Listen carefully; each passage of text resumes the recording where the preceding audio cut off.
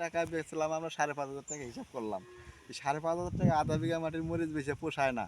এখন এই যে ট্রিটমেন্টের ব্যতিক্রম হয়, স্প্রে যে যেটা বলে আমরা তো বুঝি না, মূর্খ মানুষ। হ্যাঁ, আমরা এই আবাদ করছি এই অল্প একটু জমি, যে এইটুকু করে আমাদের যদি কোনো একটু কিছু হয়, গরিব মানুষ, এখন স্প্রে যে যেটা বলে সেটাতে দিয়ে তো মাথা নষ্ট হয়ে যায়, মাথা পোকরা লাগে। হ্যাঁ, দামটা তো আমরা পাইতেছি না। প্রথমে পাইলাম 700 টাকা 800 টাকা মন, কিন্তু এখন যা বাজারটা বাড়ছে, কিন্তু এখন তো মরিচের কাছে মরিচ নাই।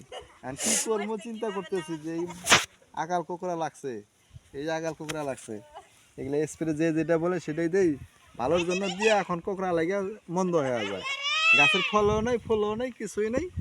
এখন মাথায় হাত দিয়ে এই যে বৈশা আছে। আচ্ছা আমার প্রিয় দর্শক ভাইরা দেখুন, আমাদের গ্রামে গৃহস্থ ভাইরা কি সুন্দর আবাদ করছে, কিন্তু লস খাইতেছে। মানুষরা এত বেইমান যে লস করে দেয় মানুষের, এটাই আশা আপনাদের কাছে যেন একটা লাইক কমেন্ট পাই ভাই।